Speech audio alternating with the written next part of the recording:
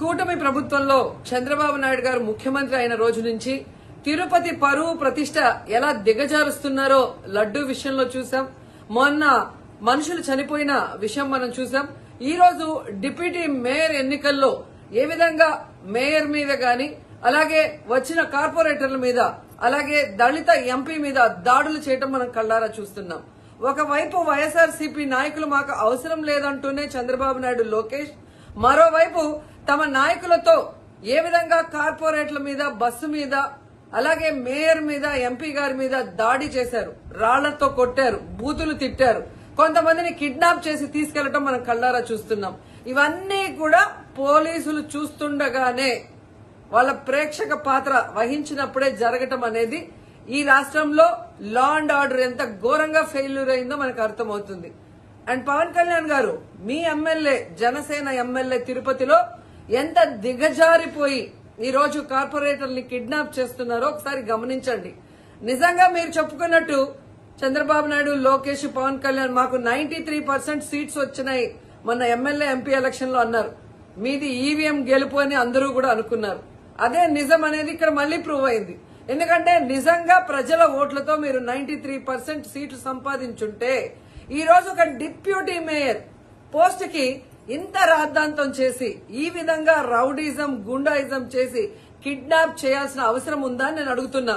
మీకు దమ్ము, ధైర్యం ఉంటే, ప్రజలు మీ పక్షాన ఉన్నారు, మీ ప్రభుత్వం సక్రమంగా పనిచేస్తుంది, ఇచ్చిన హామీలు నెరవేరుస్తుంది అని మీరు నమ్ముంటే ఈ కార్పొరేటర్లతో రాజీనామా చేయించి మీ గుర్తు మీద గెలిపించుకొని మీరు ఎన్నికలు జరిపించుంటే ప్రతి ఒక్కరు మిమ్మల్ని శభాషను ఉంటారు.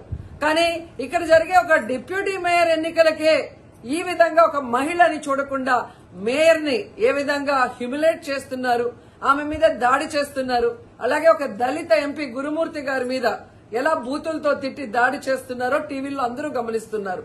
సో మీరు ఫెయిల్యూర్ అయ్యారు. ఈ 7 నెలల కాలంలో ప్రజలు మిమ్మల్ని అసహించుకుంటున్నారన్న విషయం తెలిసి ఇలా దిగజారుడు రాజకీయాలు, రౌడీ రాజకీయాలు చేయాలనుకోవటం నిజం కాదని నేను అడుగుతున్నా. ఒకవైపు ఎలక్షన్ కమిషన్ మేము రిక్వెస్ట్ చేస్తున్నాం, ఇలాంటి కూటమి ప్రభుత్వం చేసే ఈ దారుణాలకి ఫుల్ స్టాప్ పెట్టండి.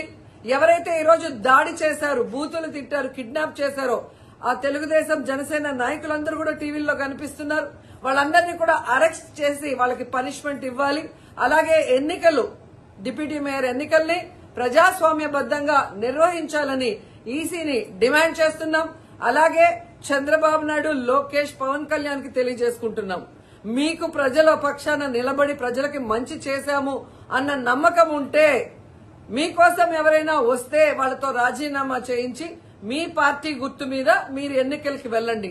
3 పార్టీలు ఉన్నాయిగా, బీజేపీ, తెలుగుదేశం, జనసేన. మరి మీకు ప్రజలు ఓట్లేస్తారన్న నమ్మకం లేదా? లేదా ప్రజాబద్దంగా గెలిచిన కార్పొరేటర్లతో మీరు రిజైన్ చేయిస్తే వాళ్ళు గెలుస్తారన్న నమ్మకం లేదా అని ప్రశ్నిస్తున్నాను. సో ఒకసారి తిరుపతికి అమిత్ షా వచ్చినప్పుడు ఎలా బ్లాక్ ఫ్లాగ్స్ ఊపటం, అలాగే రాళ్లు వేయటం అనేది మనం గమనించాం. వాళ్ళు మర్చిపోయి ఉండొచ్చేమో గాని ఈ రోజు రాష్ట్రం అంతా కూడా చంద్రబాబు నాయుడు తిరుపతికి ఎవరొచ్చినా, తిరుపతిలో ఏం జరిగినా, ఏ విధంగా దిగజారుడు రాజకీయాలు చేస్తూ తిరుపతి పరువు ప్రతిష్ట మరి దిగజారుస్తున్నారో అందరూ గమనించి వాళ్ళకి బుద్ధి చెప్పాలని కూడా ప్రజల్ని కోరుకుంటున్నాను.